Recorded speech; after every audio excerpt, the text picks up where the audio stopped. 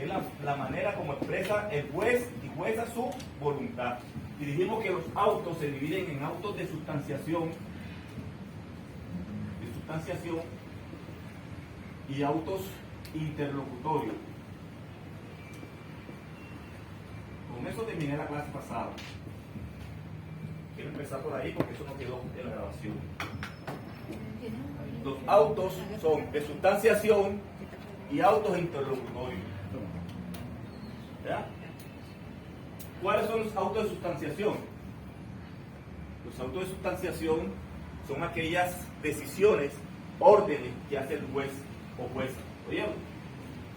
Y esos autos de sustanciación no requieren ningún tipo de motivación. Por ejemplo, una boleta de traslado. Profe, eso se da dentro del proceso. Dentro del proceso. Cuando el juez está allí en pleno proceso, dicta ese auto. Dicta los autos. Ya, los autos estos son para resolver incidencias. ¿Oyeron? Los autos sirven para incidencia. Incidencia o incidentes. Y ustedes saben que los incidentes son situaciones que no son de fondo, que se resuelven en el proceso. ¿Ya? Las situaciones que no son de fondo, que hay que resolver en el proceso, se hace a través de incidencias, incidentes. ¿Ya? Esas decisiones se hacen a través de los autos. Mientras que las sentencias se va al fondo de la causa, se va a resolver el asunto de fondo. ¿Ya? Entonces, autos de sustanciación, repito, son aquellos que no requieren motivación alguna. Generalmente los autos de sustanciación no son objeto de recurso, ¿vieron? Regla general. Acuérdense que siempre digo, hay una regla general y una regla excepcional. La regla general es que los autos de sustanciación son órdenes o decisiones que hacen los jueces y juezas que no requieren motivación. En términos generales tampoco son objetos de recurso, pero hay un recurso que se llama recurso de reconversión. Recurso de reconversión que se aplica para los autos de sustanciación. 36 del COP. ¿De recurso? Sí, recurso, revocación. Se le aplica a los autos de sustanciación. Vuelvo a repetir, los autos de sustanciación son aquellas decisiones de los jueces o juezas que no requieren de ningún tipo de motivación, son para dar órdenes, agilizar el proceso. Ejemplo de auto de sustanciación, una boleta de asignación, una boleta de traslado. Ya, esas son decisiones que no requieren ningún tipo de motivación. Ese tipo de autos se llaman autos de sustanciación. Esos tipos de autos, por regla general, no admiten recursos. Y el único recurso que se le puede aplicar a ellos es el recurso de revocación del artículo 436 del Código. ¿Quedó claro eso? ¿Alguna pregunta hasta ahí? Autos interlocutorios. Los autos interlocutorios, a diferencia de los autos de sustanciación, sí requieren una motivación por parte de los jueces y juezas. Los autos interlocutorios sí requieren una motivación.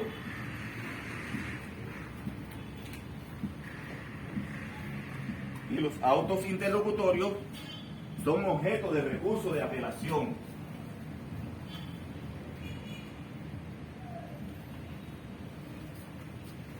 Cuatro 39 del COP. En el segundo caso. Sí. Repito, los autos interlocutorios son autos que requieren motivación. A diferencia de la sustanciación que no requiere motivación. Y estos autos de interlocutorio sí requieren, sí son objeto de apelación. La regla general, los autos de interlocutorio sí pueden ser objeto de recurso de apelación. Eso está en el artículo 439 del COP.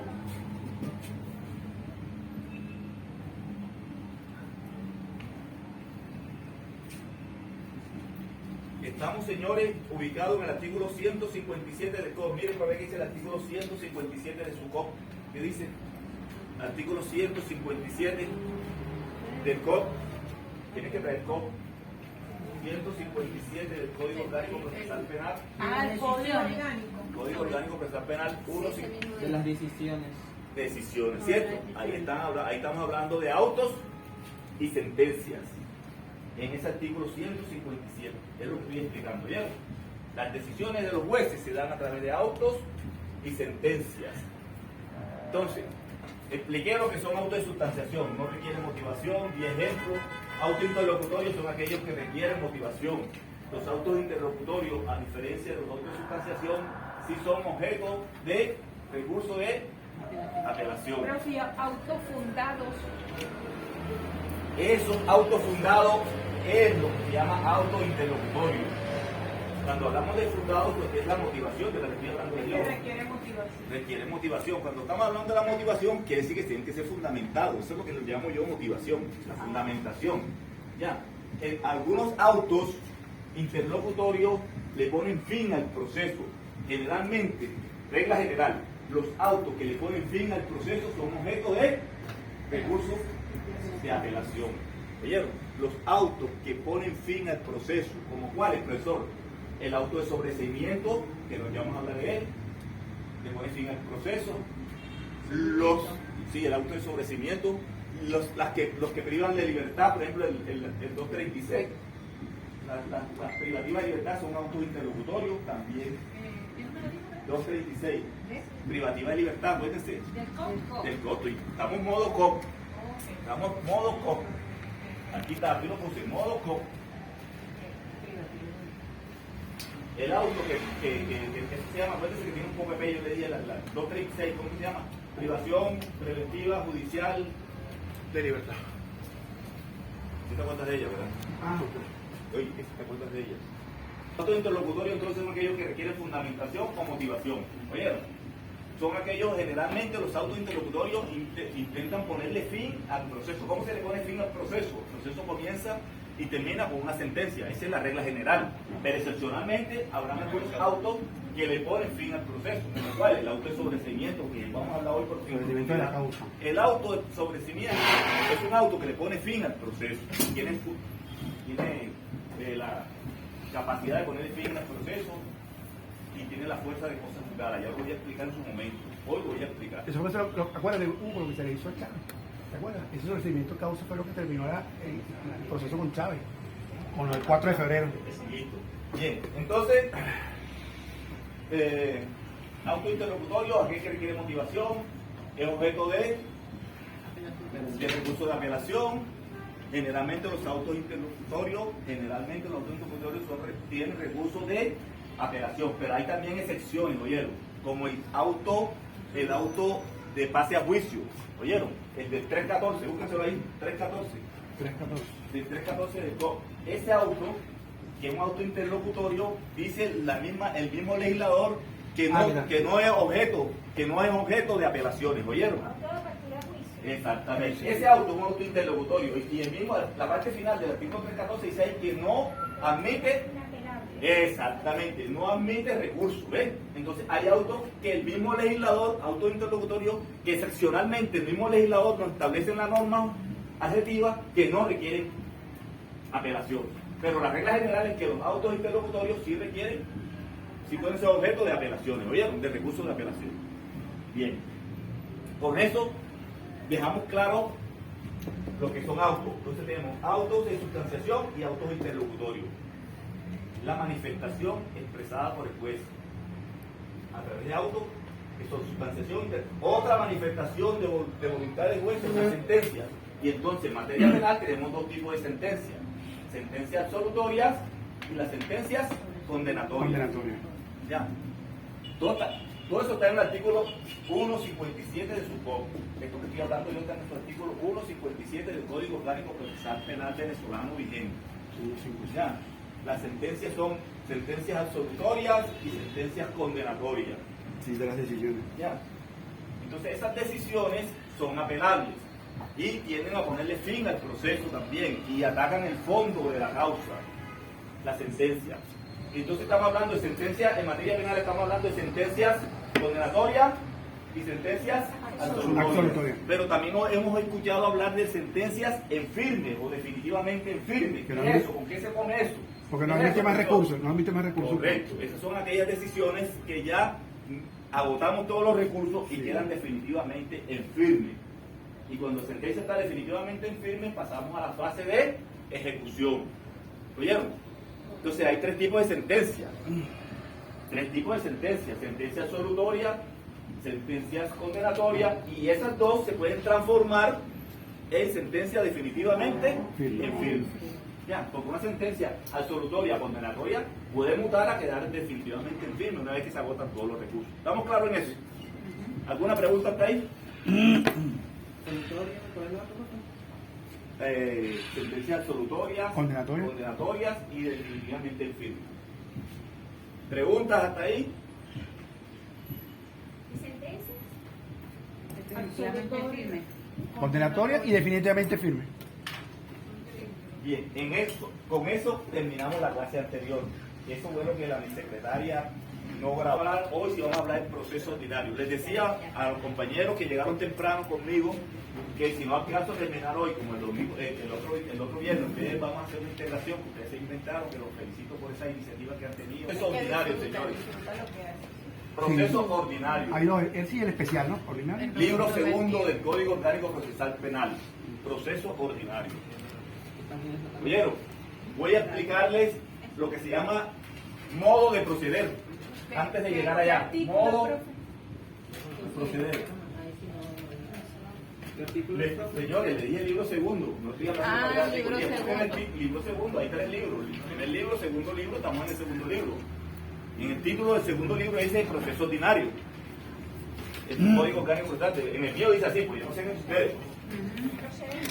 Ya, ahí dice, al título arriba, dice libro segundo, proceso ordinario. Bueno, bien, entonces, modo de proceder, ahí empezamos el procedimiento ordinario. ¿Cuáles son los modos de proceder? De oficio, señores. Artículos 265 del COP y 266. Modos de proceder, estamos ya en los modos de proceder. ¿Cómo? Lástima que no está David, no ha llegado David. ¿Cómo empieza el proceso penal venezolano? ¿Verdad?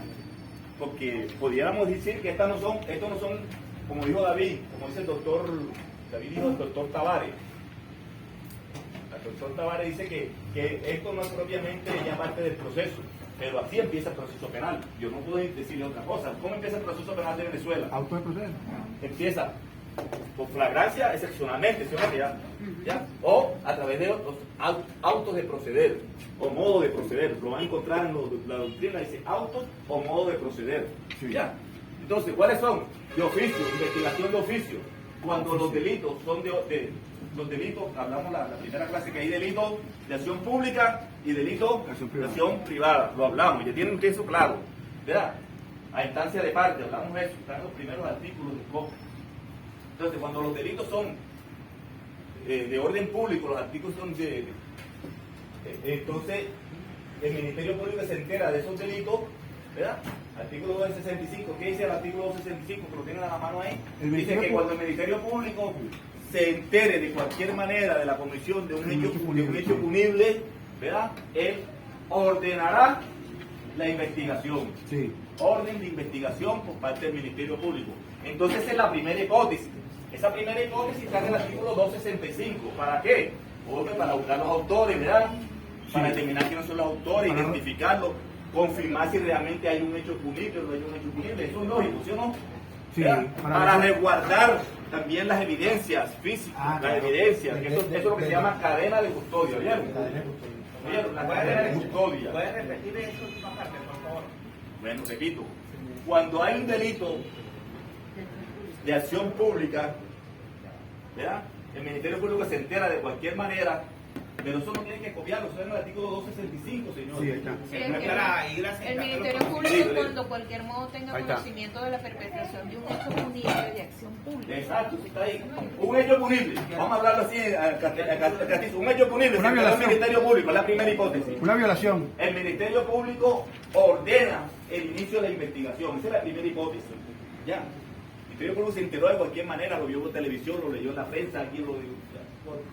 Entonces el Ministerio Público ordena la investigación, primera hipótesis, ¿verdad? ¿Para qué lo hace? Es lo que estoy diciendo, que dice el artículo 265 dice ¿para qué? Para identificar los autores, los cómplices, ¿verdad? Para determinar si realmente el hecho punible es cierto o es mentira, y para también resguardar los elementos de convicción, iniciar la investigación. La investigación, bien. Esa es la primera hipótesis que está en el 265. Pero también la segunda hipótesis, la investigación puede empezar también por la policía de investigaciones. O sea, la policía de investigaciones, no dice el 266, investigación policial, también por ahí puede empezar el proceso penal. ¿Vieron? Sí. Ya es otra cosa. Dice eso que está diciendo ella es cierto. Una vez que una vez que estamos aquí en esta, eso es muy cierto y muy importante el aporte que hace la compañera. Investigación policial. La investigación policial quiere decir que hay un delito de acción pública, pero la información llegó por vía de la policía, ¿ya? Cualquiera de las policías. Entonces ellos también están facultados para iniciar el proceso penal. ¿Ya? Solo que ellos tienen, en el artículo, si no estoy mal, vienen para ver 116 del COP, una obligación de informarle al Ministerio Público. Sí, ahí mismo lo dice también. Que tienen 12 horas, tienen 12 horas para informar. Creo que es la hora. 12 horas, sí. 12 horas, ¿ves?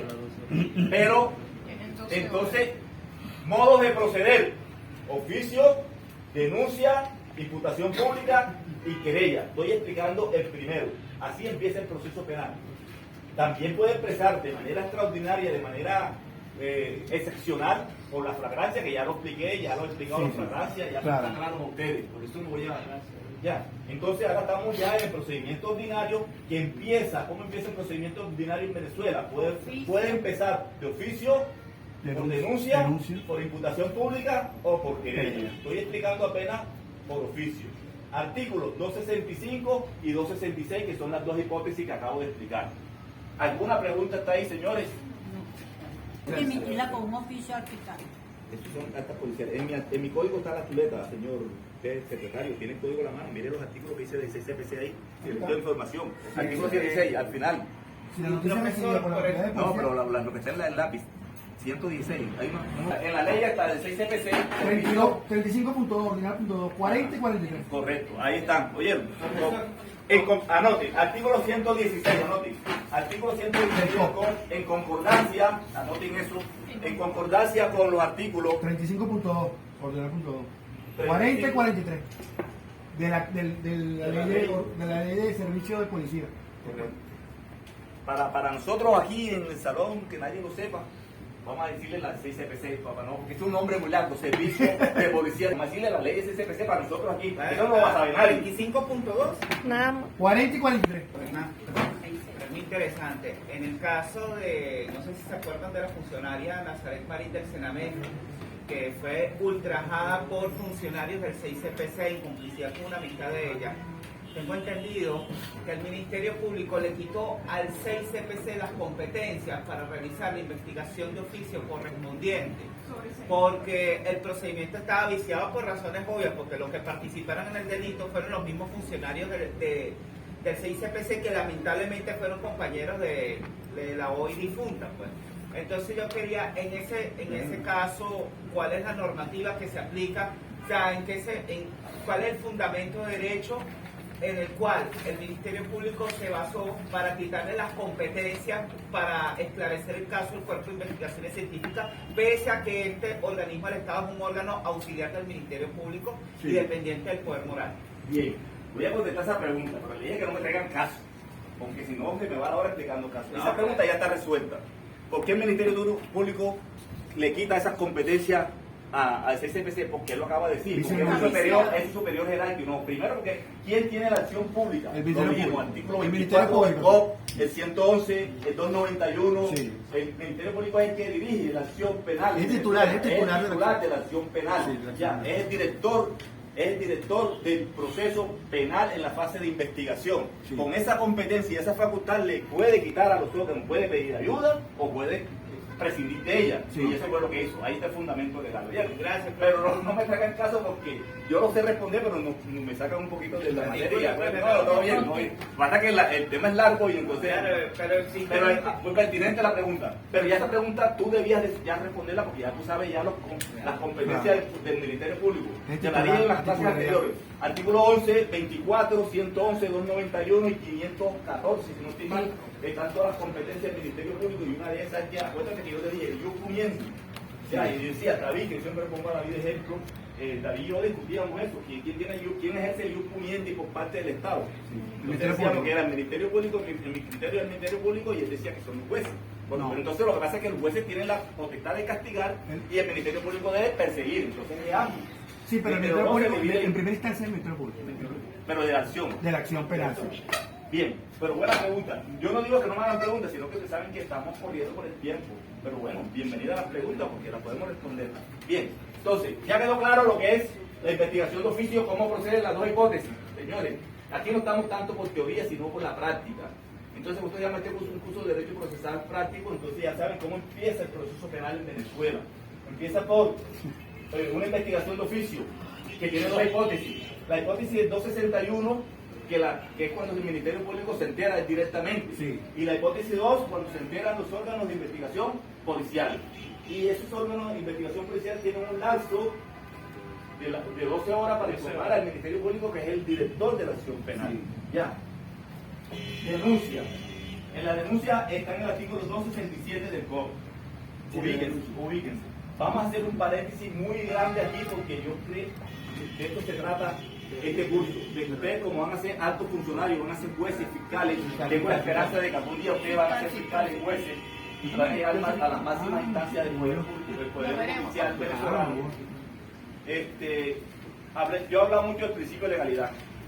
Entonces hoy cuando vamos a hablar de la denuncia quiero que recuerden el principio de legalidad, artículo 7 de la Constitución, Código Penal, artículo 1, no recuerdo el del Código de Procedimiento Civil, pero yo todos esos artículos se los digo cuando hablé del principio de legalidad, pero lo que yo quiero que se acuerden es nula pena sin leyes y nula crímenes sin leyes, está en el artículo 1 del Código Penal, principio de legalidad. Bien, siempre vamos a tener presente el principio de legalidad. ¿Qué es el principio de legalidad en términos concretos? Es el cumplimiento de la Constitución y de las leyes. Eso es el principio de legalidad en mi modesto criterio. Es así. Cumplir con la Constitución y cumplir con las leyes. ¿Aquí lo dice? Ya. Bien. Entonces, ¿qué pasa con la denuncia? La denuncia, tenemos que, cuando haya un funcionario, cuando ustedes vayan a tomar una denuncia como un funcionario, tienen que irse al artículo 49, numeral 5 de la Constitución.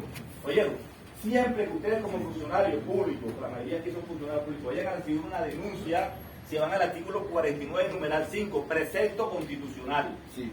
¿Verdad? El precepto constitucional protege la familia, las relaciones familiares, que son relaciones, son lo que se llamaba antes derecho natural.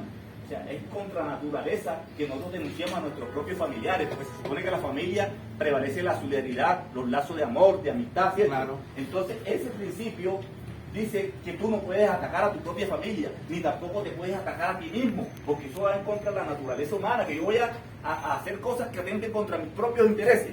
Entonces, eso es lo que es el precepto constitucional. El artículo 49, numeral 5 de la Constitución dice: se prohíbe que usted declare contra sí mismo, Su cónyuge, concubino. contra su cónyuge. O sea, estamos hablando de las líneas ascendentes y descendentes, de la y de afinidad. Estamos hablando de los grados que se dan por el matrimonio, ¿verdad? Sí. Entonces, ese principio usted tiene que tenerlo claro, sobre todo ahora con la violencia de género. Mi esposa me pega todos los días, yo voy a denunciar a mi esposa, llevo el funcionario, mira, aquí vengo porque mi esposa me pegó, ¿verdad? Entonces, ¿qué me hace el funcionario? Lo primero que tiene que hacerme el funcionario: ¿usted es casado? Sí. Mira, aquí tengo el anillo, hoy lo traje porque vino mi esposa, aquí está. Entonces, ¿usted es casado? Sí. ¿Usted quiere declarar en contra de su esposa? Usted tiene el derecho de no declarar contra ella. Está en el artículo 49, numeral 5 de la Constitución, y está en el artículo 133 del COP. Verifiquen. Sí. Verifiquen. 133. Verifiquen. Artículo 45. 49, numeral 5, y el artículo 133 del Código Orgánico Procesal Penal. ahí te dice que te tienen que hacer una advertencia. Esa advertencia, esa es la advertencia que está aquí. Señor, usted viene a denunciar a su esposa. Usted sabe que usted tiene ese derecho que está aquí en la Constitución, en el artículo 49, numeral 5, y en el artículo 133, que usted no puede declarar contra ella. ¿Usted desea declarar? Y yo digo, sí. Bueno, entonces ahí sí me agarra la declaración, pero deja la constancia del acta que hizo esa advertencia. Sí. Porque si yo soy así, yo lo primero cuando yo busco un acta de ese tipo de delito, yo primero veo eso, que eso debe quedar registrado en el acta, que él hizo la advertencia. Si no lo hizo para mí, eso violó el principio de legalidad. Y yo lo voy a alegar. Y yo voy a alegar que ese procedimiento está viciado. ¿Por qué? Porque si la señora o el señor que va a denunciar sabe que tiene ese derecho, de pronto se abstiene de declarar. Y tampoco puede ser con coacción. No puede ser con coacción tampoco. Ya, entonces fíjense ustedes que eso es lo que yo quiero que ustedes aprendan. Quiero que aprendan a detectar eso y a pelear por ese principio de legalidad. A la aplicación de un criterio de oportunidad, o sea, se le está dando la oportunidad a la persona. Exacto. Se le está diciendo, miren, usted tiene estos derechos constitucionales. Señores, estoy hablando de derechos constitucionales, estoy hablando de cualquier cosa. Estoy hablando del artículo 49, numeral 5 de la Constitución. Y el legislador se tomó la molestia de ponerlo en el artículo, miren los artículos que voy a mencionar, tomen nota. 49, numeral 5, primer artículo fundamental para esto que estamos hablando, el caso de la denuncia. 133, se lo dije, ¿verdad? Sí. 270, miren para ver. 270 del COP. Del COP. 270 del COP. Sí. 49, numeral 5 de la Constitución, repito. 49, numeral 5 de la Constitución. El 133 del COP. El 270 del COP. Solamente miren. Las excepciones. Solamente mírenlo y confírmenme. Ya llevo 3 artículos. Los otros tres que están entre paréntesis van con la mano. Ajá, y los 133, ya lo dije. El 210, mírenlo. 133. 133, ya lo dije. El 210, mírenlo, verifiquen. Está concatenado con todo lo que estamos hablando. Excepciones de declarar. Ajá, el 330. Excepción de declarar. 210. Ajá, el 330 también del COP. Sí, declaraciones del imputado o de la imputada. Ajá, el 331. Declaración de varios acusados o acusadas. Bien, señores, y váyase al 219 del Código Penal. Búsquese el Código Penal, por favor. Código Penal, sustantivo, Código sustantivo. Vamos a dejar un poquito. Dejen al lado el Código adjetivo y pasemos al Código sustantivo. Pasemos al Código 219. Ahí te da una lista de esas personas que son tus familiares, Parientes cercanos, ahí el está. cónyuge, los ascendientes y los ¿Oyeron? descendientes. Los tíos, sobrinos, Miren, hermanos. ¿ves? los Entonces, asistentes. señores, no es posible que el legislador se vaya a tomar esa molestia por ese poco artículo para que nosotros nos la pasemos por el ombligo, ¿verdad? Claro. ¿Cierto? No es posible que los funcionarios policiales, a la hora de recibir una denuncia contra mi hermano, contra mi esposa, contra mi cuñado, que no tenga ese conocimiento, señores, de que tiene que hacerme esa advertencia. Entonces, si no lo hace es porque no conoce la ley, no conoce la Constitución. Entonces están aquí para conocer eso y para hacerle saber a ellos que eso existe y que son derechos que tiene el imputado o la imputada y que hay que decirle, señor denunciante, usted tiene estos derechos, usted quiere denunciar, sí, pero quedó sentada en el acta que él se le hizo esa advertencia y él toma su decisión, porque tampoco estoy hablando aquí de impunidad. Porque si a mí me hace la advertencia, ¿usted va a denunciar a su esposa? Digo, sí, usted tiene estos derechos, y yo decido denunciarla, bueno, listo, ese es mi derecho, ¿cierto? Esa es mi obligación del 269, ¿cierto? Entonces, quería hacer ese paréntesis, adelante, quería hacer ese paréntesis grande con relación a la denuncia, y voy a repetir porque llegó un compañero, lo estamos esperando también. Voy a repetirlo, estamos en el procedimiento ordinario, yo libro segundo del COP. Estamos hablando de los modos de proceder, cómo se inicia el proceso penal. Estamos hablando de oficio, denuncia, imputación pública, querella. Entonces ya aplicamos que el oficio, ayúdenme ahí con el compañero, pongámoslo acá. De oficio hay dos hipótesis. Que hay de oficio. Cuando se entera el Ministerio Público de la comisión de un hecho punible de cualquier manera. Pública y querella, son 4 los modos. No, hablemos de aquí, vamos a recordarle a él el oficio. De oficio, de denuncia, Ajá. de imputación. Todavía no terminó la clase y lo veo enredado.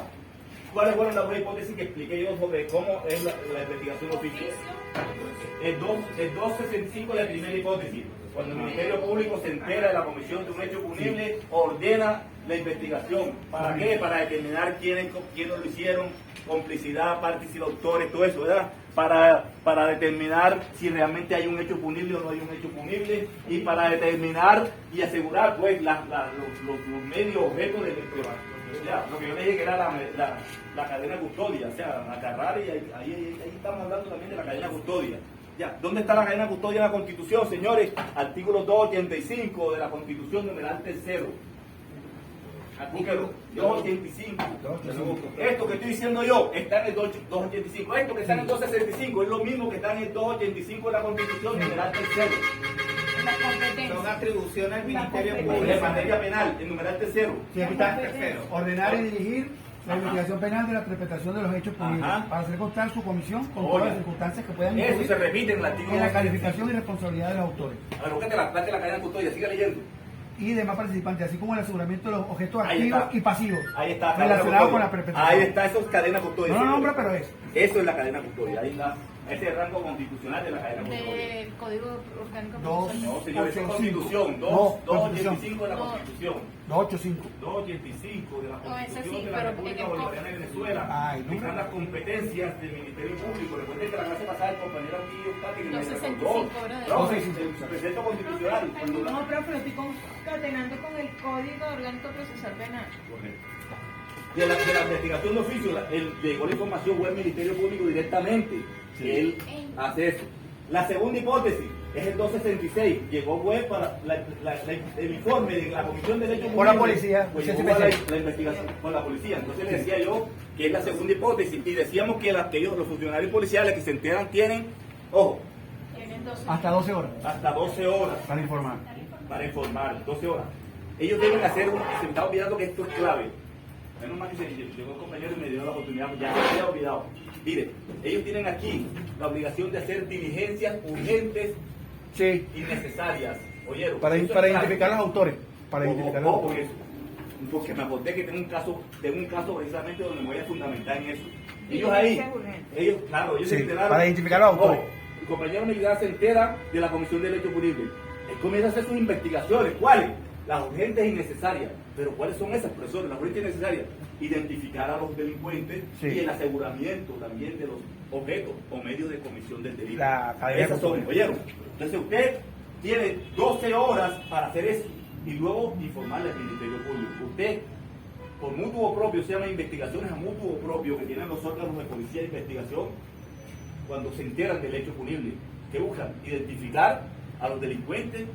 Y el objeto del delito. Ajá, y La cadena también, custodia. también asegurar los elementos del delito y confirmar también que el hecho sea realmente un hecho punible, que no sea una falsa denuncia o algo así. ¿Ya me entiendes? Una especie de investigación preliminar.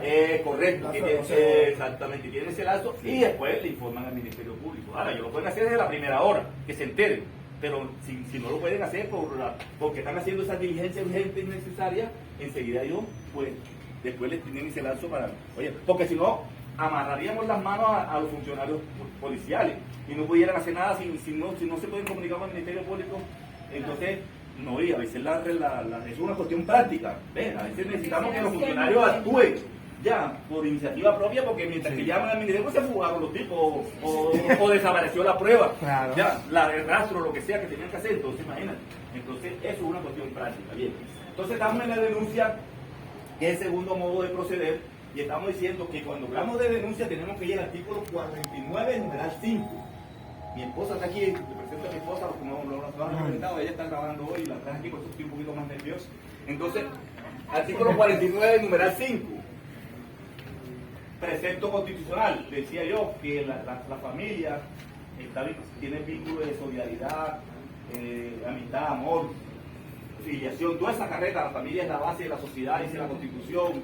Entonces hay que proteger la familia, tanto los ascendentes, descendentes, y también hay que proteger los intereses personales, porque es contra la naturaleza que uno ataque a su familia y se ataque a sí mismo. Eso es lo que garantiza el artículo 49, numeral 5 de la Constitución, se llama precepto constitucional. Ya, yo no puedo declarar contra mí mismo, Si declaro, lo tengo que hacer no lo puedo hacer bajo Sin la coacción gravedad, de ninguna forma. no lo puedo hacer bajo la gravedad del juramento. Si yo soy imputado y quiero declarar, lo debo hacer sin juramento. Toda esa garantía me la da la Constitución, precepto constitucional. Que lo concatenamos con el artículo 133 del COP. Hicimos una lista larga, ya se me perdieron aquí. 133 del COP, 210, 270, 330 y 331. Mire la cantidad, y el 219 del Código Penal. Mire la cantidad de artículos que están relacionados con el precepto constitucional de no declarar contra ti mismo ni contra tu ascendente descendente. ¿Ves? O sea, miren la cantidad de normas, cuéntenlas. 1 constitucional, 2, 3, 4, 5, 6, 7 y las que se me han podido olvidar a mí. Eso quiere decir que el legislador se tomó esa molestia es para que nosotros cumplamos con la ley. Principio de legalidad. Principio de legalidad. Entonces, si el funcionario llega a una persona a denunciar a su esposa, a su hermano, a su primo, tiene que hacer esa advertencia. Mire, usted está protegido por el precepto constitucional, usted no puede declarar contra su familiar. Además tiene las normas esta y esta. Usted desea declarar, y la persona dice, sí, yo deseo declarar, entonces le toma la declaración, pero deja esa constancia ahí. Yo tengo un caso, yo tengo el caso aquí con el amigo, que el funcionario que hace un acta, dice que ellos le dijeron todo. O sea, hicieron eso se llama la prueba de confesión. Oye, pero tú no hiciste la advertencia constitucional. Tú aplicaste el artículo 132, mírenlo, 132 del COP. Sí. Mírenlo, el 132, que yo le estoy diciendo cosas prácticas, 132 del COP. ¿Cómo cómo se debe recoger la declaración del imputado? 132, 133, 134. No se les olvide eso. Esa declaración del imputado es tan delicado eso, que el legislador se tomó esas normas para enseñarle a los funcionarios judiciales cómo se debe, cuál es el modo de hacer ese recibimiento de la declaración del imputado. ¿Ya? Miren los artículos 133, 210, 330, 331. Todo eso tiene que ver, 132, 133, 134, tiene que ver con la manera, el mecanismo, la forma, cómo se debe tomarse la declaración del imputado o la imputada. Miren eso, lo delicado que es eso. Importante, si lo hacen sin su defensor. Si no lo hacen con eso, y ahí hay una parte que dice que si esa declaración se hace sin la presencia de su abogado es totalmente nula, no tiene validez. No tiene validez. Ya. Abajito. Ojo con eso. El Estado venezolano No se tiene derecho a la defensa. Exactamente, porque todos los ciudadanos tienen derecho a la defensa. Si el imputado, o el presunto imputado, la persona que está en búsqueda de justicia, no tiene con qué pagarse un abogado, el Estado le puede asignar uno a través de la defensa pública. Y de oficio, ya eso lo explico también. Ya eso también está, debería hacerlo yo, pero ya, o sea, tú tienes derecho a 3 abogados, cuando no hay defensores públicos, cuando no hay defensores públicos, derechos de imputados, ¿cierto? Y por ahí está eso. Cuando no hay defensores públicos, defensor de oficio, busca defensor de oficio. Cuando no hay defensores públicos, o sea, tenemos defensa técnica, que es la que hacemos nosotros, los abogados, los letrados, tienes hasta 3 abogados, defensa pública. Pero se hace directamente ante el juez. Y cuando no hay defensores públicos, defensor de oficio. Y son los 3 mecanismos que establece el código para el imputado, para garantizar el derecho a la defensa. Comunicarse con sus familiares abogados. No, pero no que búscate por aquí. Los derechos del... No, sí, pero dije que 141 la limitación de los abogados. Ahí está todo eso que estoy hablando yo. 141 el defensor de oficio. Aquí está todo eso. 141, ¿siete qué? ¿Defensor de oficio cuál es? Nombramiento de oficio. ¿Cuál es? ¿Ciento qué? 142. 141 adelante del COP. ¿Oyeron? Ahí está todo eso, lo que viene, todo ese derecho para garantizar el derecho a la defensa. Bien. Entonces, está claro que la denuncia es otro modo de proceder. Está claro que hay que tener en cuenta para recibir la denuncia del precepto constitucional y los artículos que le he mencionado. Está claro eso, señores funcionarios. Ustedes, la mayoría son funcionarios y funcionarias. Ojo con esto que les estoy enseñando, que esto es lo práctico que yo quería enseñarle a ustedes. ¿Ya? Ahora bien, aquí hay una obligación de todo el mundo de declarar, pero tiene las excepciones que ya mencioné. Todo el mundo en la República Bolivariana de Venezuela tiene la obligación de declarar. ¿Ya? Habrán unos que tienen la obligación, que están eximidos, pues, están exentos de hacerlo en el tribunal, en el despacho de tribunales. ¿Quiénes? Los altos mandos del Estado. Claro. Ellos tienen la obligación pero no tienen la obligación de asistir al tribunal. Ojo con eso. Ellos lo tienen que hacer de otra manera, que también está regulado en el código. Lo mismo que los altos mandos del Estado. Artículo 41 de la Constitución, ¿saben ahí? ¿Ustedes quieren saber cuáles son los altos mandos de esto? Si ustedes quieren saber quiénes son los altos mandos del Estado, tienen que ser el artículo 41 de la Constitución. Sí. Ya, que tienen que ser venezolanos de nacimiento. Imagínense, se le pone como condición que tienen que ser venezolanos de nacimiento. Altos mandos, desde el presidente para abajo. La sala constitucional, las salas penales, todo eso son altos mandos del Estado, los altos funcionarios los altos funcionarios. Anoten esta norma para que sepan. Artículo 41. Artículo 41. Anoten esta norma de la ley de la. ¿Quiénes están ahí? Ahí aquí están. Ministra, gobernadores. El presidente, el vicepresidente. Anoten esta norma, que esta chuleta la tengo aquí con ustedes. Vicepresidente ejecutivo. Estoy en el artículo 41, ¿verdad? Consejo Nacional Electoral, procurador, procuradora. Artículo 60, anota, LOFAN. Artículo 60. Esa constitución de ustedes no tiene esa chuleta, la mía sí. Artículo 60 de la LOFAN. 160. El 60 de la LOFAN. Pero esa está derogada. ¿Está derogada? Sí. Bueno, ahí donde estaban los altos grados del ahí donde estaban los altos grados del. ¿Quiénes son los oficiales de alto grado? Ahora están en la ley constitucional de la Fuerza Armada. Bueno, entonces ya saben, ley constitucional de la Fuerza Armada, pero de todas maneras, en esa ley está quiénes son estos que dice aquí, la ley orgánica de la Fuerza Armada Nacional, ahí está. Entonces, en ese entonces que yo busqué esto era el artículo 60 de la LOFA, pero bueno, ahora tengo que actualizar también esto. ¿Está derogando? Me la derogaron y yo no me di cuenta. No, eso lo estudié en el 2022 y ya estamos en el 2024. Eso estaba dando una clase en ese entonces, se llamaba Estado y Ciudadanía, y investigué todo eso. Estuve en 2022 y estamos en 2024 y está actualizado, 2 años de actualización. El derecho es así, oye, el derecho es dinámico. ¿Alguna pregunta está ahí sobre lo que es la denuncia? ¿Quedó claro? Una pregunta, sí, profesor.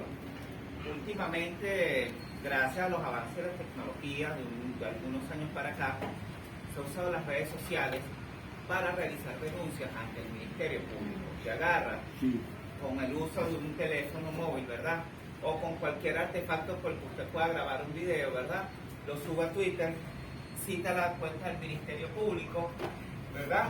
Y explica en qué consiste el video y a quién está denunciando y por qué.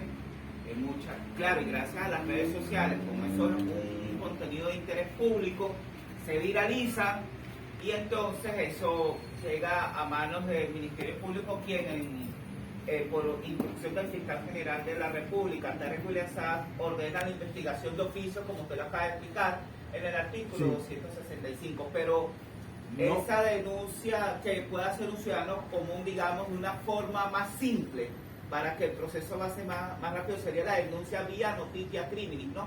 Sí. Bueno, señores, esa que acaba de decir, esa que hace por las redes, no es la denuncia que estoy hablando yo. Esa que está, él mismo lo acaba de decir, caería, esa que usted hace por las redes sociales, esa caería, el Ministerio Público se enteró de cualquier manera, por cualquier manera, las redes sociales. La que estoy hablando yo, esta denuncia tiene unos requisitos, tiene una forma y un contenido. Artículo 268, tiene que ser escrita o verbal. Sí. No puede ser directamente o lo voy a hacer con apoderado. Oyeron, esta denuncia que estamos hablando puede ser de 2 maneras, escrita, oral. O verbal, sí. Si usted la hace de manera oral, el funcionario que se la recibe está obligado a hacer un acta y esa acta tiene que leerla en su presencia y usted tiene que firmarla y tienen que firmarla todos los que participaron en esa actuación. ¿Oyeron? Eso está arreglado en el código. 268. ¿Oyeron? Eso está arreglado ahí cuando usted lo hace de manera oral. Es un derecho. Este artículo tenemos que concatenarlo, señores, con el artículo 26 de la Constitución de la República Dominicana. Ese es su derecho de acción. Esa es su tutela judicial efectiva. El artículo 26. Eso, porque a veces usted llega y el funcionario está jugando con el celular y dice, no, eso no es delito, váyase. Me están negando el acceso a la jurisdicción del Estado, ya. Porque cuando yo llego a poner una denuncia, él no es la persona encargada de decir si eso es delito o no es delito, porque él no es juez de la República, él no es abogado, a veces ni siquiera son abogados. Él tiene la obligación de recibirla para garantizarme a mí la tutela judicial efectiva, para garantizarme a mí mi derecho a la acción y que yo pueda tocar a la jurisdicción del Estado. Y entonces es el Ministerio Público que tiene 30 días para desestimarla, artículo 283. Y lo tiene que hacer con permiso del juez de control. Tiene que solicitarle al juez de control para él decretar la desestimación de mi denuncia. ¿Por qué? Porque estamos hablando de un derecho fundamental. que es el artículo 26 de la tutela judicial efectiva. Sí. Repito eso para que no se dejen mangonear de los funcionarios que burócratas que se aguantan en el celular, te llega con una denuncia, entonces dice, no te puedo atender ahora. No, señor, me está violando mi derecho constitucional, tutela judicial efectiva, ¿verdad?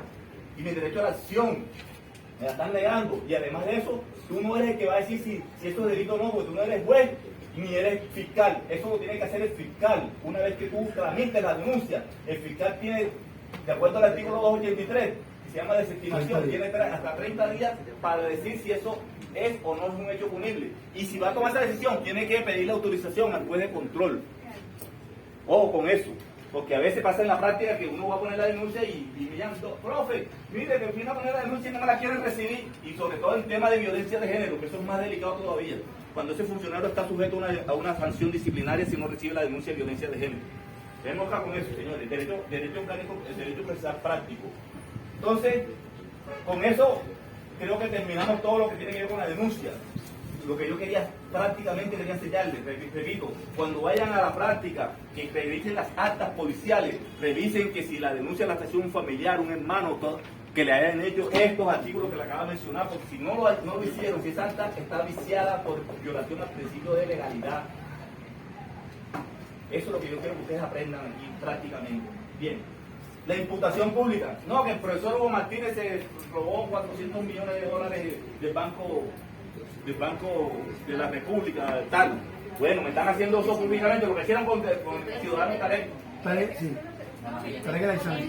Oiga, hable duro como sin miedo. Yo estoy oyendo la explicación de los casos, cualquier caso, pero entonces uno piensa, porque uno ya, en el caso de Cancelbé, que el compañero de él lo mata a la esposa, y ella es la que la coloca públicamente a hablar todo, y con los videos que vimos todos.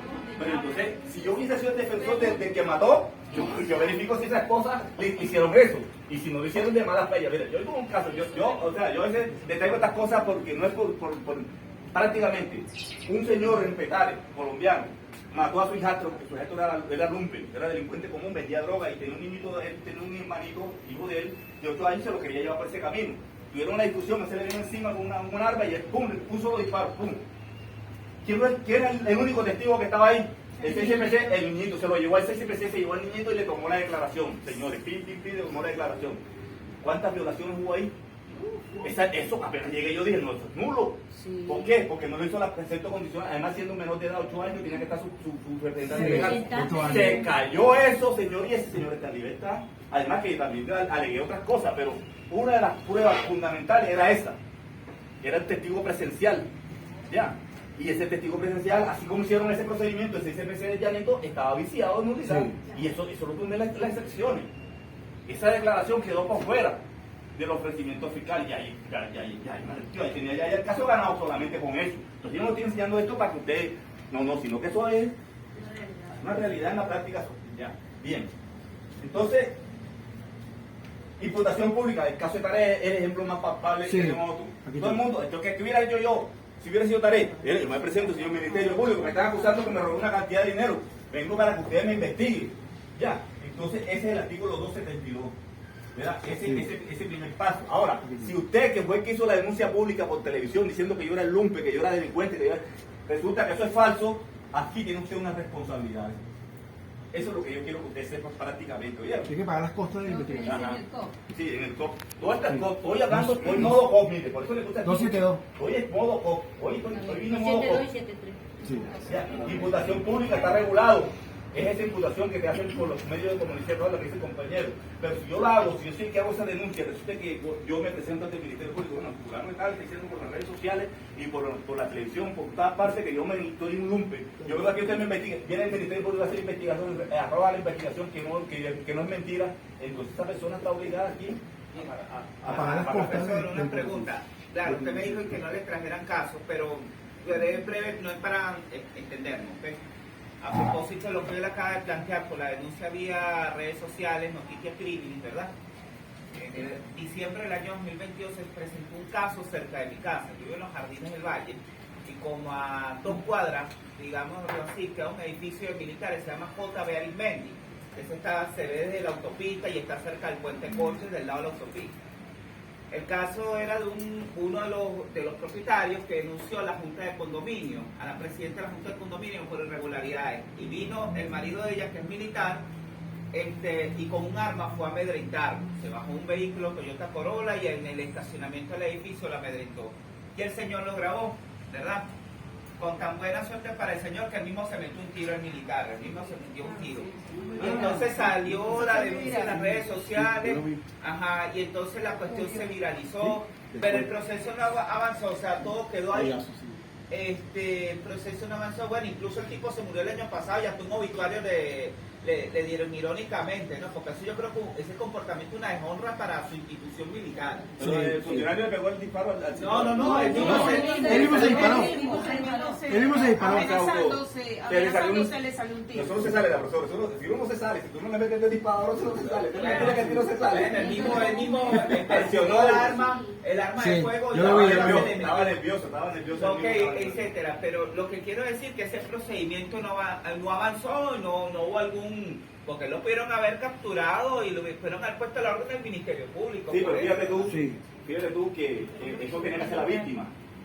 Porque si a mí tú me llegas a mí amedrentándome, yo soy que tengo que denunciar, ¿verdad? Si de pronto la víctima no denunció por miedo, por lo que sea, bueno, el Ministerio Público se pudo haber enterado de eso, pero si tú fuiste que te pegaste tu tiro a ti mismo, eso como vamos a castigar que se suicida. Pero si denunció en las redes sociales, lo que pasa es que también el hombre era militar. Sí, por eso no implica. O sea, señores, el artículo 7 de la Constitución no dice, esta Constitución tiene excepción los militares o el presidente. Ahí no dice eso.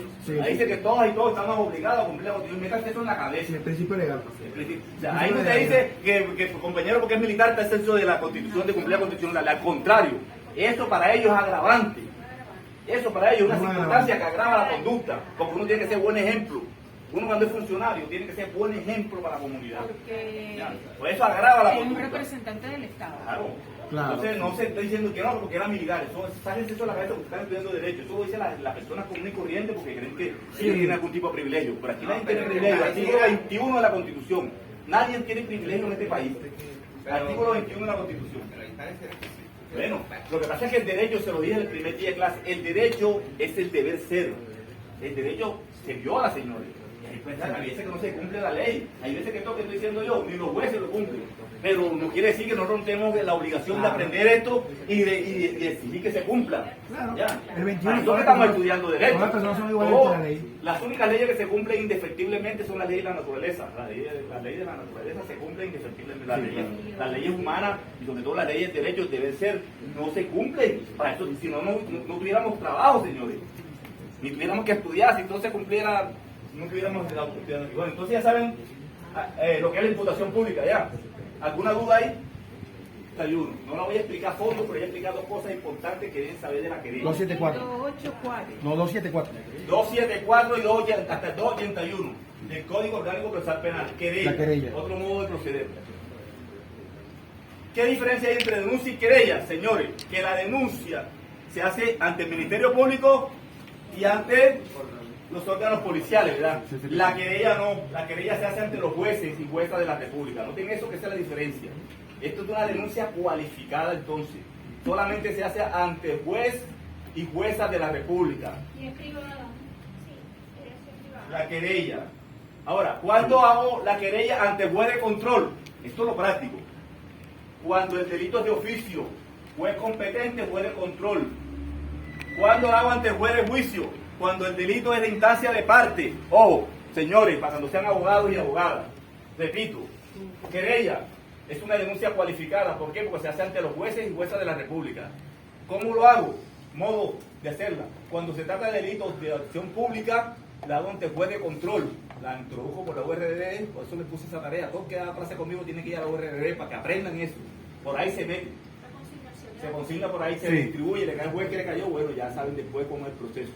Bien, la querella se hace cuando es el delito, ojo con esto que estoy diciendo, cuando el delito es de acción pública y cuando el delito es de acción instancia de parte, que se los expliqué la semana pasada en el código penal, les dije cuáles eran los artículos, ¿se acuerdan? Que el profesor me ayudó. Esos delitos se ponen ante juez de juicio, lo que están en el título 7.8 del Código Penal. ¿Tú lo tienes ahí? 7-8. No. Los No, delitos, 7-8. no. Eso lo expliqué la semana pasada. No, título del libro segundo, título ¿Del Código Penal? Sí, Código Penal. Aquí está, ve. Aquí tú que tienes lente, lee aquí. El título 8 del Código Penal. Y los capítulos 1, 2 y 3, eso lo expliqué la semana pasada. Sí. Del Código Penal. Están ahí en el Código Penal. El título 8, segundo libro del Código Penal. Esos son los delitos de instancia privada, de instancia de parte. Se lo expliqué la semana pasada. ¿No? Sí. Acuérdense que yo no me voy a durar toda la vida. Tienen que recordar esas cosas porque... Bien, señores. Terminamos entonces los modos de proceder. ¿Estamos claros ahí? ¿Saben? Entonces el proceso penal puede empezar por flagrancia, que ya está explicada, puede empezar de oficio y tiene dos hipótesis. El Ministerio Público puede hacer denuncia, ya le expliqué lo esencial de la denuncia, por imputación pública y por la querella, ya le expliqué lo fundamental de la querella. Lo demás está en el código. 274 y 281. Ahí está la fórmula, está la querella. Bueno, ahí están todos los requisitos. El 278. De 274 al 281 la querella. El 278 Bien. la admisibilidad. Señores, 277. hay dos hipótesis entonces para el proceso. Estoy en modo el proceso ordinario, estoy en proceso ordinario. Sí. No, lo otro es el proceso especial. Proceso ordinario.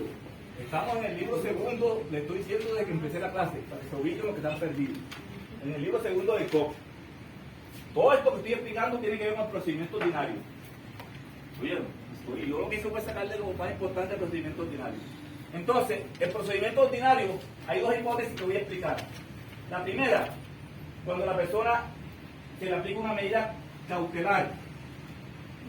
La primera hipótesis del proceso ordinario, una medida cautelar, la privativa de libertad, 236. Señores, por artículo 236.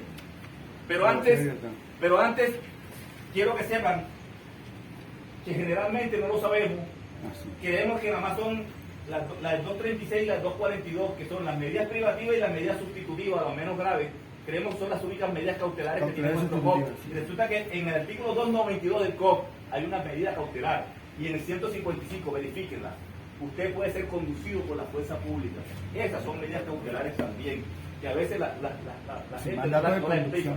155 y 292, ¿oyeron? Verifiquen. Usted puede ser conducido por la fuerza pública cuando usted es contumazo, cuando usted esté citado y no va. Entonces, señores, esas también son medidas cautelares que tiene nuestro COP. ¿Ah?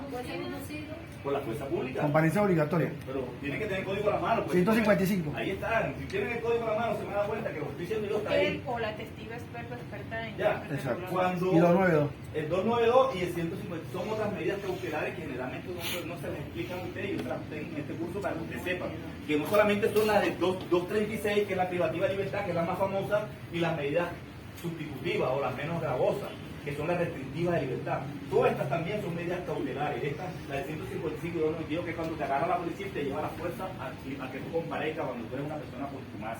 Oye, son medidas cautelares también que están reguladas por nuestro código. Entonces, la primera hipótesis es la del artículo 236. 236. Este es nuestro primer detenido, como decía yo a los compañeros que le daba penitenciarismo. Ahí nos cayó el primero. Esta es la primera audiencia. Estamos entonces en la fase de investigación del proceso penal, fase preparatoria o fase de investigación. ¿Oyeron? Esta es la primera fase. Estamos en la primera hipótesis. Primera audiencia, ya la expliqué la vez pasada, pero vamos a repetir. La primera hipótesis, captura en flagrancia, ya lo explicamos, o captura por una orden judicial, ¿verdad? Entonces, ¿qué hacemos en la audiencia de presentación? Verificamos si la captura se hizo de acuerdo a la Constitución y de acuerdo a las leyes, ¿verdad? Artículo 44, numeral 1 de la Constitución, ¿verdad? Eso es lo primero que usted debe hacer, pero hay una sentencia nefasta de un tal Fontivero, algo así, magistrado así, que dice que una vez que te presentan ante juez de control cesan las violaciones de tus derechos humanos. Eso es nefasto, eso es fascismo, eso es antidemocrático, pero sí, oyeron, tienen que leerla. O sea, ¿cómo así que tú duraste 48 días privado de libertad de manera irregular y cuando llegas al tribunal ya cesaron las violaciones a los derechos humanos? Así lo dice esa sentencia de Fontivero, no me acuerdo bien el apellido. Bien, entonces ojo con eso, pero ustedes lo primero que tienen que hacer, señores, es verificar las 48 horas. busquen las actas de aprehensión y verifiquen las 48 horas. ¿Vieron? Primera tesis que uno hace, eso se lo aprendió un abogado de esos berracos aquí en Venezuela. Lo primero que yo leía fue el acta policial y buscó las 48 horas, para ver si se estaban dando las 48 horas. Ojo, eso es lo primero que... Si estábamos cumpliendo con el artículo 44, numeral 1 de la Constitución, y otros artículos del COP, ¿cierto? Que son las 48 horas.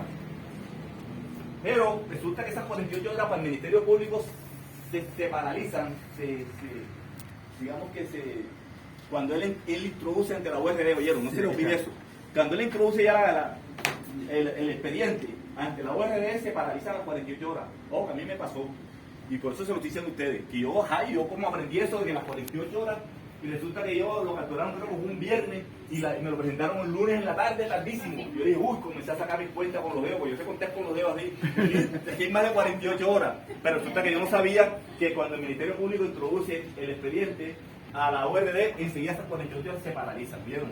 Entonces yo estaba contento porque pensaba que me lo iba a llevar para la calle, y resulta que ahí cuando aprendí esto que les estoy enseñando a ustedes ahora en la práctica, llevando golpes en los tribunales. Ahí cuando me dijeron, no señor, el Ministerio Público introdujo eso a la URD desde el día viernes de tal hora, y ya eso ahí me paralizaron las 48 horas, así que sábado y domingo eso no tiene por qué contarlo yo.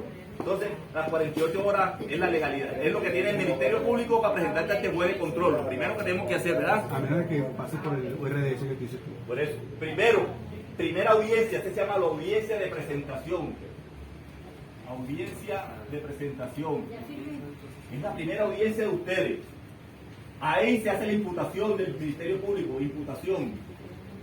¿Oyeron? Esa imputación que hace el Ministerio Público ahí no es la imputación, digamos, esa imputación se llama, que no me acuerdo la palabra ahora en este momento, una imputación provisional.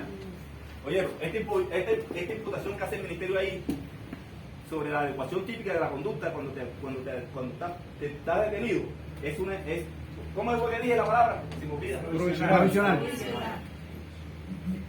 Provisional. 3. Ahí se decide si estamos ante un delito flagrante o ante una captura en flagrancia, ¿vieron? Se decide aquí eso. Si se decide que el delito es flagrante, no va por procedimiento que es ordinario. Si se decide que el delito es flagrante, no va por procedimiento que es especial. Breve. ¿Se acuerdan de eso? Ahí se decide eso. Generalmente en el procedimiento ordinario es que se define que ahí es una captura y no un delito en flagrancia. Ya.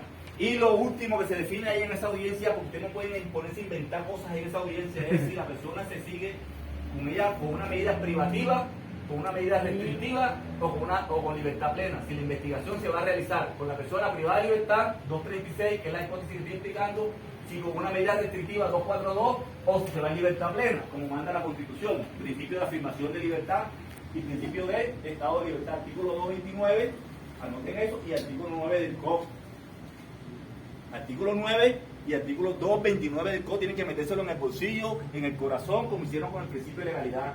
Artículo 9 del COP, ¿qué dice? ¿Qué dice el 9 del COP? ¿Qué dice? Afirmación de la libertad. Afirmación de la libertad. Y dice que las normas penales no se pueden interpretar de manera extensiva, sino de manera restrictiva. Sí. Les voy a mandar al grupo ahí las varias formas de interpretaciones. Pero ahí dice la norma que la afirmación de libertad y el 229, estado de libertad. Entonces, el fiscal no está obligado a pedir medidas privativas ni medidas restrictivas, porque también la norma penal nos está diciendo que el artículo 105, que él debe ser una parte de buena fe, artículo 105 del COP. Fíjense que hay artículos que no me sé, pero yo no creo que se me olvidan. Artículo 105. El Ministerio Público es parte de buena fe. Deben de litigar con buena fe. Ajá. El artículo 9, afirmación de libertad. Artículo 229, estado de libertad. Y el 230, proporcionalidad. Que ahí me voy a sentar un ratito también a aplicarle eso. Proporcionalidad, 230. Bien. Entonces, ahí definimos si la persona está privada. Vamos a partir en esta hipótesis que estoy inventando yo, que la persona quedó privada de libertad. ¿Oyeron? 236 del COP. Esto es lo práctico que yo quería enseñarle a ustedes, esto es lo que yo quería transmitir. Ustedes ahí no se van a poner a inventar cuando lleguen a su primera audiencia. Ustedes van es a eso, señores. A eso. Busquen la información relevante del expediente. La información relevante, los hechos relevantes. No se pongan a inventar. Búsquense los hechos relevantes. Los hechos, los datos relevantes. Datos relevantes del expediente. Los que le favorecen a usted, los que usted considera que son en contra o los que son neutrales. Ustedes no se ponen a inventar y ustedes no le dan sino 10 o 15 minutos para que lea ese expediente. Y ya usted sabe lo que van a definir ahí. Usted no se va a preparar un alegato de 4 horas, ni va a traer doctrina, ni jurisprudencia. No, la jurisprudencia que traiga es para definir hasta estos 4 puntos, señores. Ya ustedes saben esto, ya saben a lo que van. Y ya no se van a poner nerviosos. Porque ya ustedes saben que el Ministerio Público ustedes van a verificar si la captura se hizo dentro de la Constitución. 48 horas, dice la Constitución.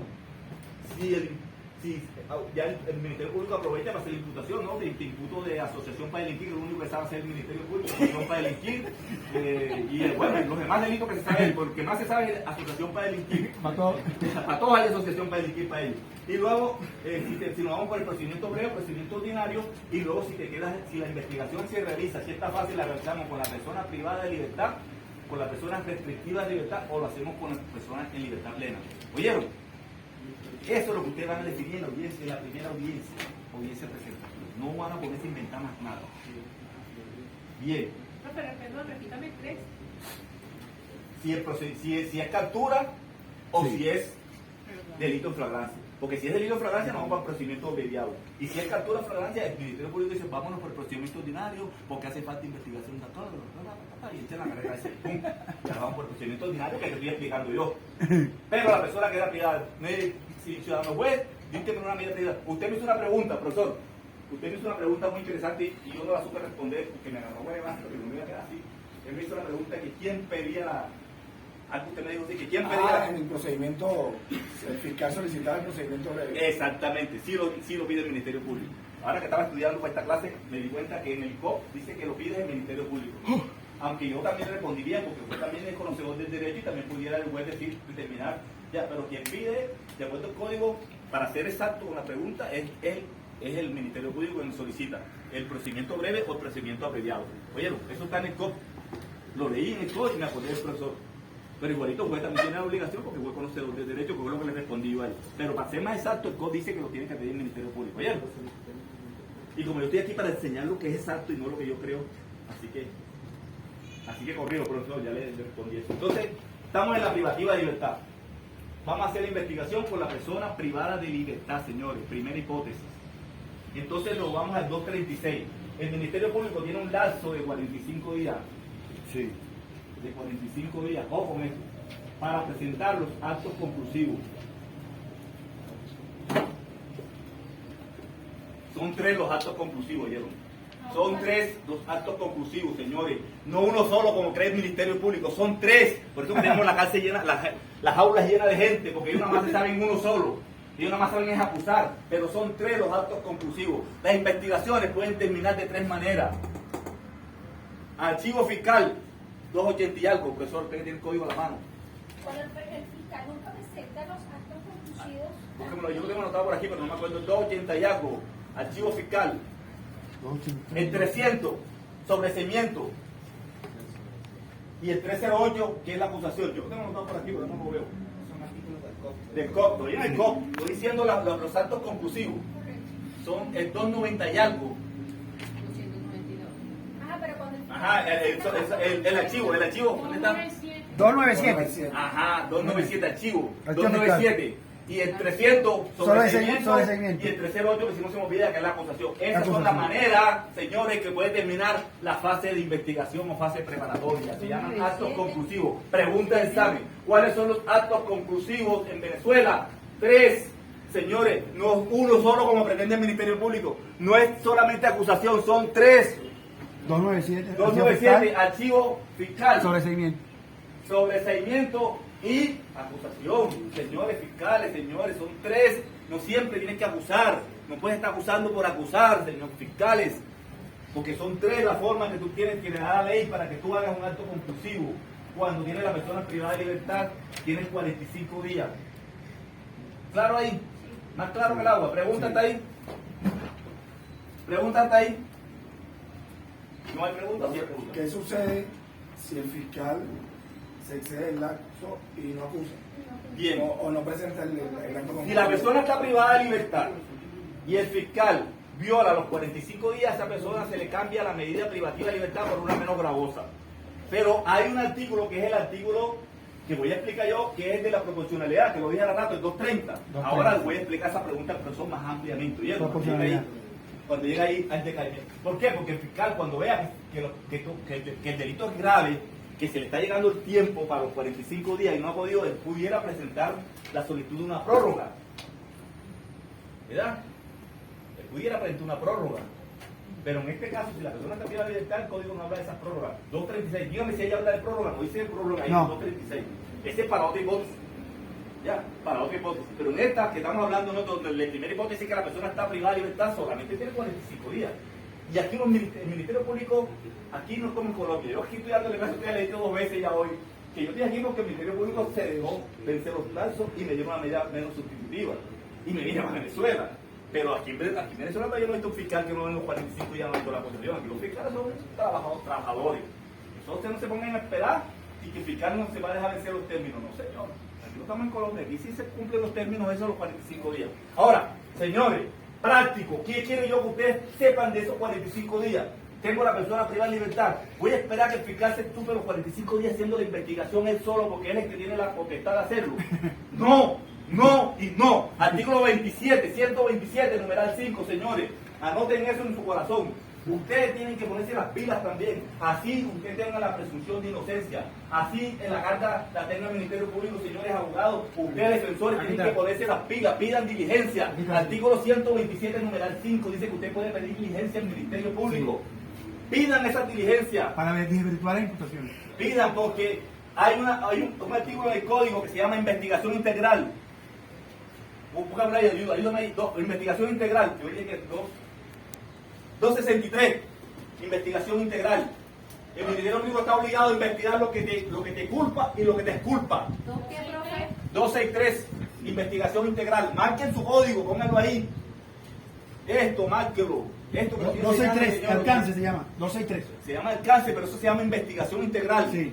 O sea, tiene que la obligación del Ministerio Público de investigar lo que te favorece y lo que también lo que te inculpa y lo que te exculpa. Las dos cosas. Claro. Las dos cosas.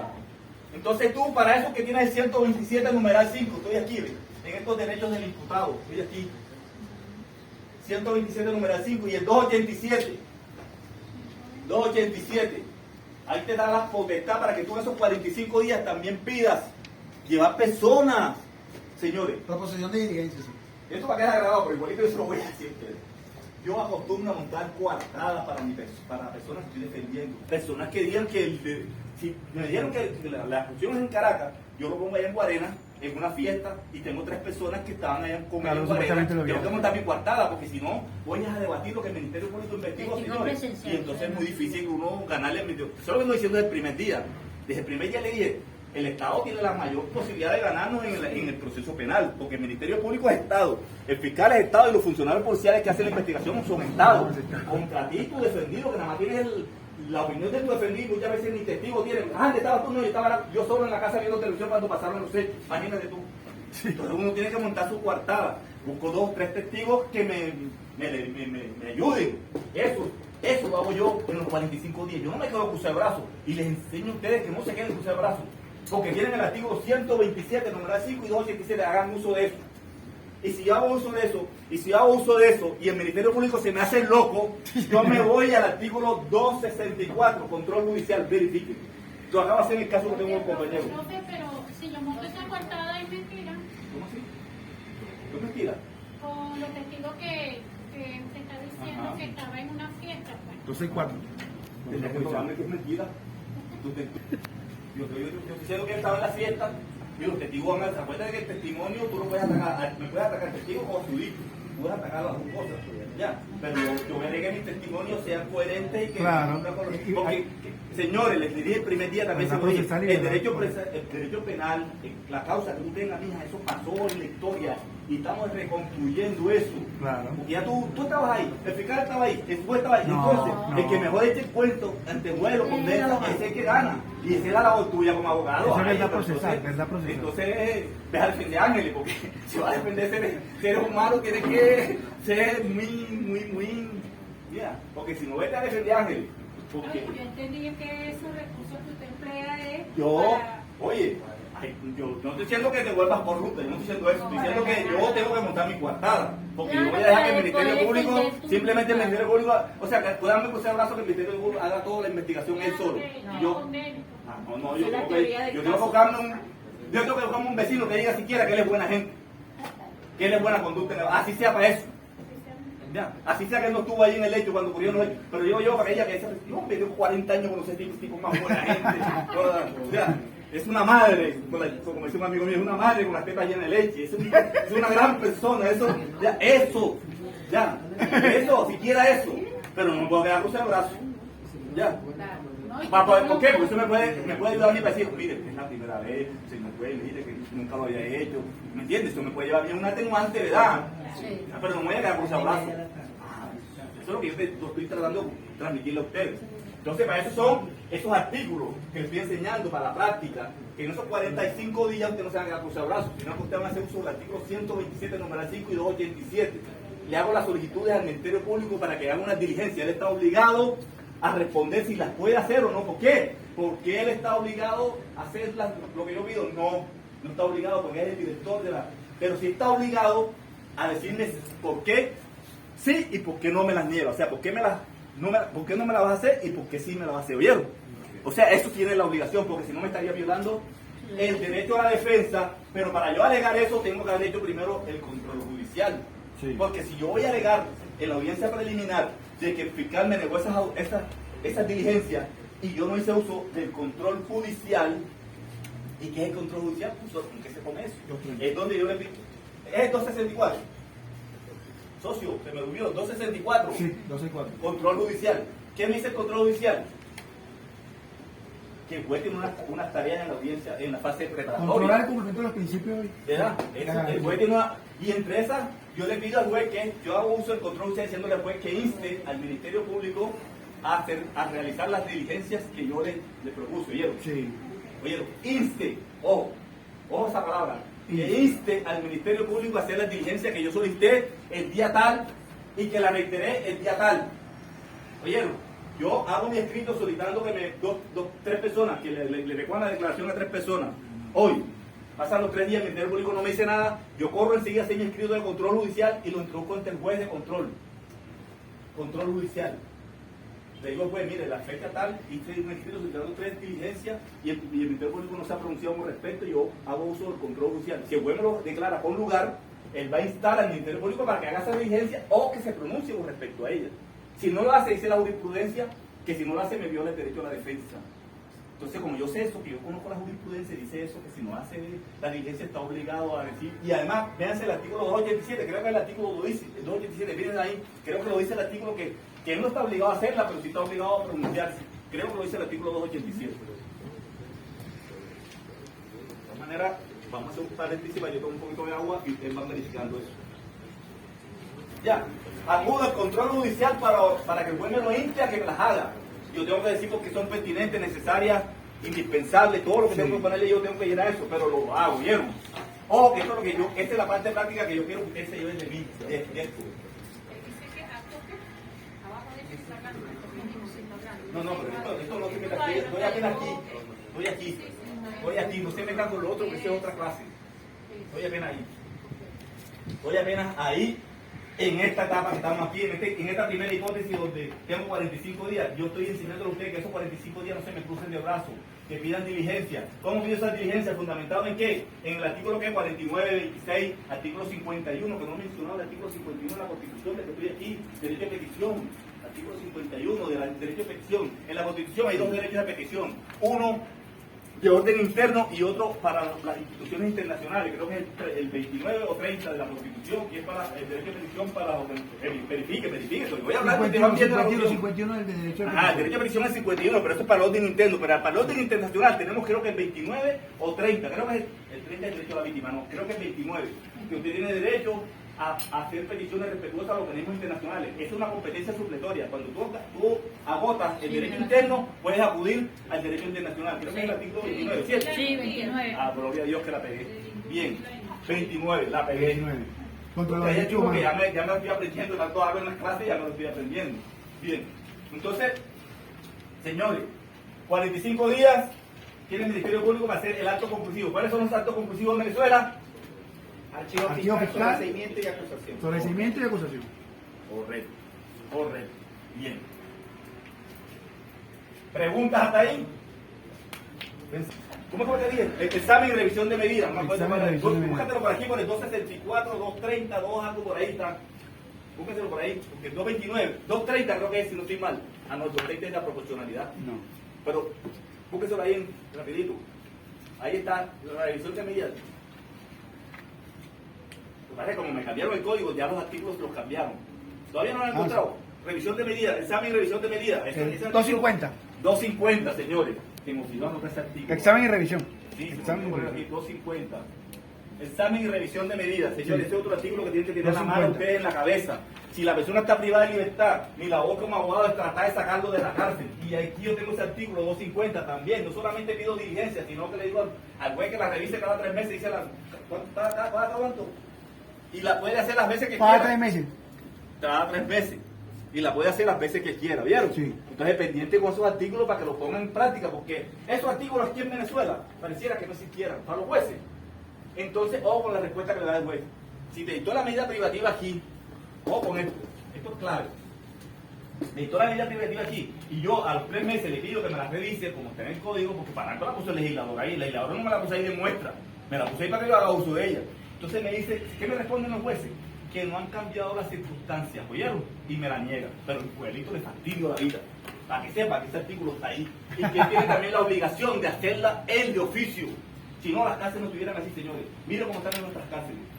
Miren el problema que tenemos de hacinamiento. ¿Por qué? Porque no están cumpliendo con la Constitución ni con el Código Orgánico Procesal Penal. Porque los jueces tienen la obligación de revisar esas medidas privativas. Las cárceles están llenas de personas sindicadas, no de personas condenadas. El mayor número de personas privadas que están en este momento en Venezuela, yo tengo los datos del 2009, profesor. No tengo los actuales, debe ser triplicado. Y las personas, la mayoría que están presas en este momento son por medidas privativas de libertad. Señores, es imposible. Ni siquiera han podido demostrarle la culpabilidad. Sí, Profesor, bueno, claro, muy aparte que eso demuestra la ineficacia de las instituciones vinculadas al Poder Judicial, que es un problema que el Estado venezolano siempre ha tenido. No, en estos días hubo una huelga de hambre o una huelga en los alrededores del tribunal aquí en la Plaza No me lo recuerdo, que yo estaba así, me lo acabo de decir y la perdí por eso. Sí. No entiendo qué quiere. Tenía audiencia, me la pusieron ahora para el 26, precisamente por esa protesta.